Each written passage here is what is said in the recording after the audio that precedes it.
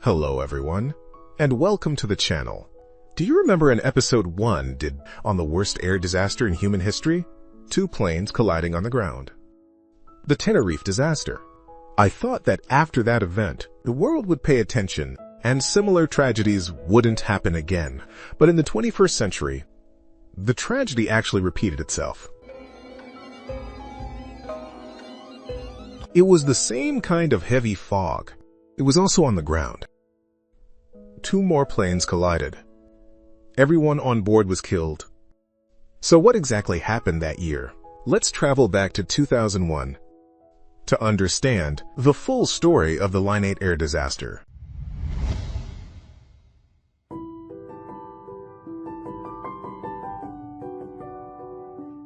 I'm sure you're all familiar with the name Milan. Half of the world's luxury brands originate here. It's the world center of fashion and art. As Italy's largest metropolis, its economy is highly developed, arguably the most developed region in all of Europe. October 8, 2001. It was a Monday. The entire city was enveloped in dense fog, causing great inconvenience for travelers. Linate Airport, east of Milan, was similarly shrouded in fog. Visibility was only about 50 to 100 meters. The staff in the control tower looked through the glass and could only see a blanket of white. They couldn't see planes taking off or landing, nor the conditions on the ground. But even so, the airport continued to operate normally. They had done this before. Relying on radio and the airport's high-tech equipment, maintaining normal takeoffs and landings wasn't a major issue. Linate Airport is one of Milan's 3 international airports. It's only 7 kilometers from the Milan city center. Therefore, Linate Airport is very popular, with over 20 flights taking off or landing per hour. However, precisely because it's in the city, in Milan, where every inch of land is precious, the airport's size was restricted. It's very small. It only has 2 runways. One is 36R for commercial airliners, with a runway length of 442 meters. There's also a shorter 36L runway, 601 meters long. The airport also has only 1 control tower. Although the airport was operating normally, due to the impact of the fog, delays for various arriving and departing flights were inevitable. At this time, waiting on the North Apron for takeoff was Scandinavian Airlines Flight 686. Its flight path was from Milan to Copenhagen, Denmark.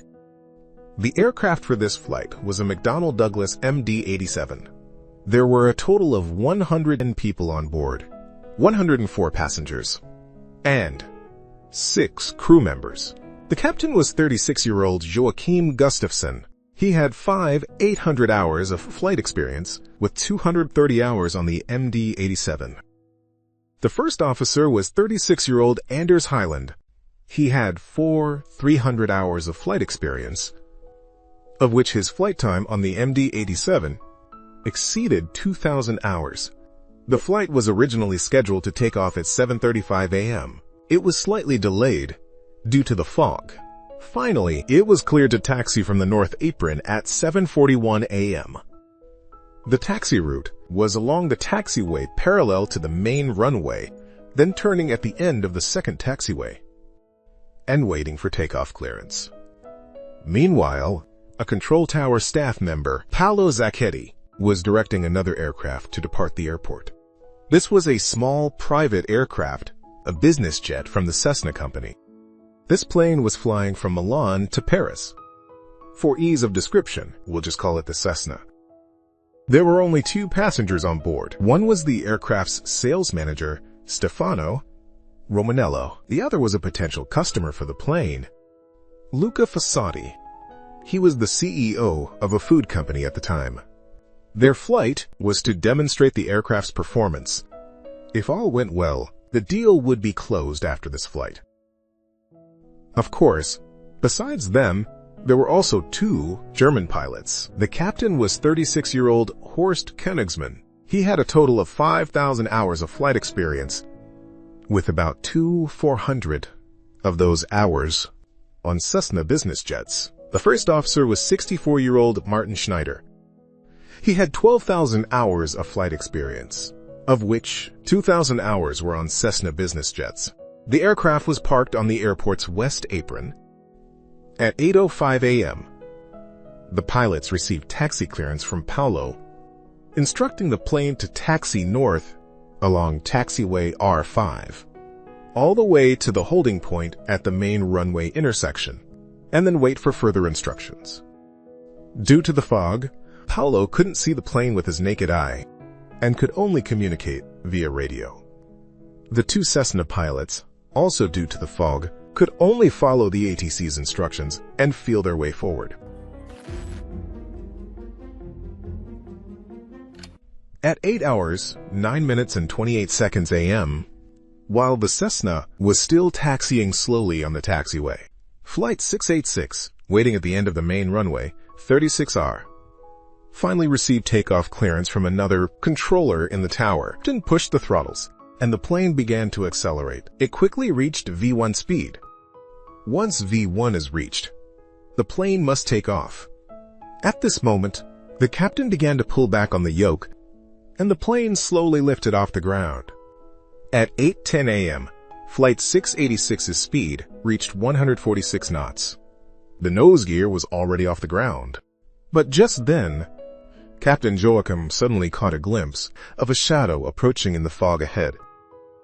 He exclaimed, "What the hell is that?" But the plane was too fast. As soon as he spoke, the plane collided head-on. The captain immediately advanced the throttles, trying to get the plane airborne as quickly as possible. They succeeded. The plane managed to get airborne. But before they could catch their breath, the plane began to descend rapidly. After the collision, the plane had lost one engine. The other engine's thrust decreased after ingesting too much debris. In this situation, not even a miracle could save them. 12 seconds later, the plane sped across the grass and crashed into a baggage handling building at the end of the runway. This was followed by a massive explosion. The staff in the control tower heard the noise, but due to the dense fog outside, they couldn't see anything. They had no idea what had happened. As for the sound, although they found it strange, they didn't investigate further. During this time, another airport employee called the tower, saying they heard an unusual noise, like some kind of explosion. They asked the air traffic controller if anything abnormal had occurred. The controller replied that nothing seemed wrong, suggesting it might have been the sound of someone coming up the stairs. They then hung up the phone. Ironically, more than a minute had passed since Flight 686 exploded and caught fire. Not a single person at the entire airport had noticed.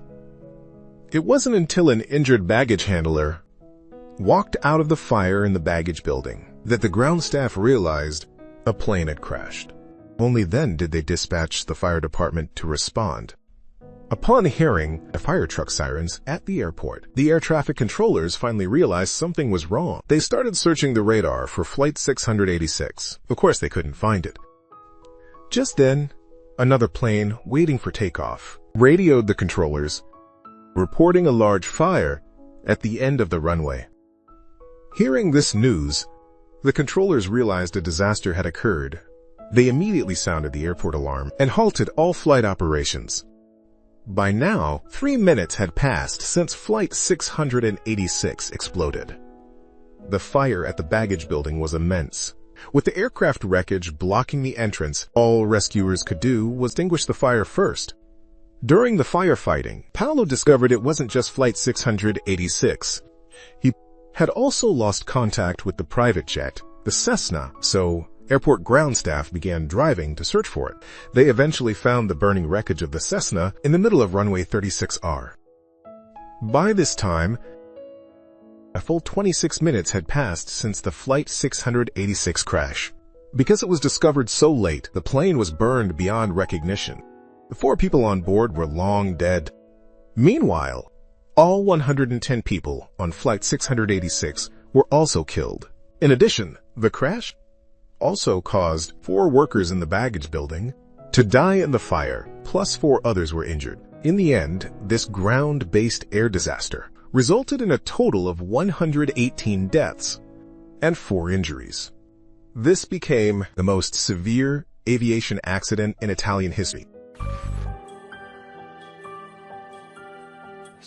Although no one saw how the accident happened, from the wreckage of the two planes, it wasn't hard to guess that the two aircraft had collided. The air traffic controllers were confused. Logically speaking, the Cessna was supposed to taxi along taxiway R5, and Flight 686 was taking off from the main runway 36R. Their paths shouldn't have crossed. How could they have collided? This air crash investigation was a bit different from usual. The Italian police took charge immediately, rather than a specialized air accident investigation team. This was because just 1 month before this crash, the 9/11 attacks had occurred. So, the Italian authorities treated the crash as a criminal investigation. The police immediately cordoned off the scene, but everyone has their specialty. For air crash investigations, a professional investigation team is the most appropriate. They analyze the cause of the crash, based on wreckage and other information, make improvements based on it, and fix aviation loopholes. But the police don't understand this. They just focused on clearing the wreckage and examining the victims' bodies to see if it was a criminal case. This led to the professional air crash investigation team being unable to access the scene immediately. Fortunately, the police quickly ruled out criminal activity. Afterward, Italy's National Agency for Flight Safety, ANSV, and Scandinavian Airlines formed a joint investigation team and formally took over the investigation. Based on the location of the Cessna's wreckage, it was almost certain that this was a runway incursion incident. The Cessna had mistakenly entered the main runway used for takeoffs. Runway incursions are usually extremely dangerous, but what investigators found incredible was that airport employees calmly stated that runway incursions were nothing new at Linate Airport. They happened often, on average once a week. So it was confirmed as a runway incursion, but they still needed to find the specific cause and sequence of events. This undoubtedly required finding the plane's black boxes. But the Cessna, being a private jet, was not equipped with black boxes. The only hope was Flight 686's black boxes. But when the investigation team arrived at the baggage building, they were completely dumbfounded. They just stared at each other. Because the plane wreckage was gone. It wasn't stolen. It was due to the outstanding efficiency of the Italian police who had hauled the wreckage away as garbage. It was all piled onto one of the airport's helipads, and the wreckage from both planes was carelessly piled together. You have to understand, the position of aircraft wreckage reveals a lot of information and is crucial for analyzing an accident. Now, thanks to their helpful teammates, nothing could be determined. Fortunately, the black boxes were found in this pile of wreckage. While the black boxes were being decoded, investigators used airport maps to try to analyze the collision sequence. It was confirmed that the impact point was starting from the 36R runway threshold at approximately the 500-meter mark. This is the main runway near the intersection with taxiway R6. Flight 686 was on the main runway. Its takeoff path was not the issue. So the problem must have been with the Cessna. How did it end up on the main runway? Even more coincidentally, just 24 hours before the collision, another plane had made the exact same mistake. It was supposed to be taxiing along R5, but it somehow ended up on taxiway R6 instead. It nearly collided with a plane taking off from the runway. Luckily, the weather was clear the day before, and both planes could see each other, narrowly avoiding disaster. It seems planes taking the wrong path was a common occurrence at Linate Airport. The investigators felt it was likely an airport dispatching problem. Although the Cessna had no black box, the radio communications from the tower staff were still recorded. From the voice recordings, one can hear that controller Paolo did indeed instruct the Cessna to taxi along taxiway R5. But in the recording, the first point of confusion quickly emerged. Paolo told the Cessna pilot to taxi from the main apron and report upon entering the main taxiway. But the airport's north and west aprons had no main or secondary distinction. and there was no such thing as a main taxiway. This instruction was very confusing for the pilots. Then, the second point of confusion appeared. When Paolo asked the Cessna for its position, the pilot replied they had reached taxiway S4. Paolo was completely baffled, because he didn't know where S4 was. It wasn't on the airport map. To solve the mystery, the investigators decided to walk R5 and R6 themselves to see, from the pilot's perspective, where the problem really was. After the field visit, they indeed found the problem. Starting from the west apron, the first intersection is the intersection of taxiways R5 and R6, but the yellow markings on the ground were very faded. Even in broad, clear daylight, they were hard to see, let alone in the fog. Besides the unclear ground markings, many of the airport's signs were also unclear. Nearly half were covered by overgrown grass. You might be able to spot them in daylight, but in heavy fog, pilots were flying blind. Investigators followed taxiway R6 and finally found taxiway S4. This taxiway S4 was the path connecting taxiway R6 to the runway. Strangely, there were clear markings on the ground, but on all official airport maps, S4 was not marked. Even the air traffic controllers didn't know what the so-called S4 was. If Controller Paolo had known about taxiway S4, he would have known the Cessna was on the wrong path and could have prevented the disaster. Based on these 3 points, the investigators basically deduced the sequence of the accident.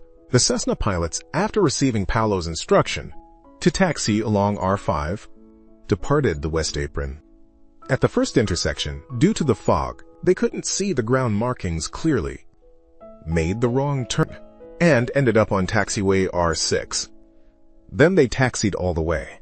Also because of the fog, neither the pilots nor Paolo realized they were on the wrong path. When the Cessna reported reaching S4, Paolo, not knowing about taxiway S4, was confused and instructed the Cessna to continue taxiing. At that moment, Flight 686, under the direction of another controller, had already begun its takeoff roll. When the Cessna taxied onto the main runway, it encountered Flight 686, which was lifting off. Because the speed was too high, neither plane could avoid the other, and they ultimately collided. It seemed the cause of the accident was found, but on closer inspection, something still wasn't right. You see, for safety, airports are equipped with ground radar and motion detection sensors. These allow controllers to immediately know a plane's position. Even if a plane took the wrong path, they would discover it right away. Furthermore, from the taxiway to the runway, there is a holding point, like a stoplight. Planes can only proceed with the tower's permission. So why, in this collision, did the Cessna take the wrong path from the start, and absolutely no one noticed? Investigators conducted another field survey and quickly found 2 more problems. Investigators walked up to the motion detection sensors and made movements to trigger them. In theory, an alarm should have sounded in the control tower, but in reality, the alarm didn't sound at all. It turned out the alarm system had been turned off years ago. Because small animals or maintenance vehicles often triggered the alarm, the airport found it troublesome and simply shut it off. The last problem was the lack of ground radar. First, a quick explanation of ground radars. Whether in heavy fog or at night, air traffic controllers can use ground radar to know a plane's real-time position. Without ground radar, in fog or at night, the controllers are effectively blind. Linate Airport originally had ground radar installed. Later, there was a plan to upgrade the ground radar, so the old radar was removed. But the new radar sat in a warehouse for over a year and was never installed. So for a long time, the airport operated without ground radar. This combination of factors turned the controllers blind. They could only use radio communication to determine a plane's position. In the end, the Cessna taxied on the wrong path, and the controllers were unaware, which led to the collision. A later examination found large amounts of soot in the lungs of 3 victims from the Cessna. This implied a brutal fact. These people did not die immediately upon impact, but were burned alive by the fire while awaiting rescue. And the Cessna was only found 26 minutes after the accident. Later, the contents of Flight 686's black boxes confirmed that the two pilots of Flight 686 were following instructions perfectly. They had received takeoff clearance. Everything was proceeding normally. They were not at fault. According to the cockpit voice recorder, there were 3 distinct impact sounds during the collision. Investigators believed that Flight 686's nose gear first hit the Cessna's tail fin, then the left and right main landing gear struck the Cessna's fuselage. During the impact, Flight 686's right engine was torn off. Later, the left engine was also severely damaged after ingesting too much debris. A plane that has lost its engines is doomed to crash. On January 20th, 2004, the investigation team released its final report. It concluded the accident was caused by the Cessna aircraft's incursion onto the main runway. However, the Cessna pilots were not held responsible because in the fog, they were misled by faded taxiway markings. At the same time, the airport's safety systems were inadequate, which led to the disaster. From the investigation's results, the airport and the air traffic controllers bore undeniable responsibility. The airport lacked proper equipment, lacked sufficient visual aids, in adverse weather, had unclear markings, and controllers communicated in a mix of Italian and English. Radio communications did not use standard phraseology, and so on. The airport should have had multiple safety layers. If even one of them had worked, this disaster could have been avoided. But the airport management and controls extinguished all hope. The victims of this crash came from 9 different countries, primarily Italy, Denmark, and Sweden. Afterward, many countries held their own memorial services. In March 2002, Italy adopted a special form of commemoration. In a park near the airport, 118 beech trees were planted, forming a memorial forest for the disaster. Later in the memorial forest, a monument was erected, titled Perpetual Pain. The death toll from this crash was so large, it is extremely rare in world aviation history. The public in Italy and Europe was shocked. They all demanded a thorough investigation. Indeed, this crash was different from others. In previous crashes we've discussed, it was usually just insurance companies and airlines paying compensation. No individual's criminal liability was pursued. But this was different. On April 16, 2004, a Milan court ruled that 4 people bore criminal responsibility for the crash. Among them, airport director Vincenzo Fusco and air traffic controller Paolo Zacchetti were both sentenced to 8 years in prison. Former airport head Francesco Federico and the head of the air traffic control agency, Sandro Gualano, were sentenced to 6.5 years. On July 7, 2006, the court, after a retrial, determined that Vincenzo and Francesco were not at fault and acquitted them. However, just 3 weeks later, the Italian parliament used a pardon law to reduce everyone's sentence by 3 years. On February 20, 2007, the Italian Supreme Court announced the final verdict. The court upheld Sandro Gualano's 6.5-year sentence. Paolo received a 3-year sentence.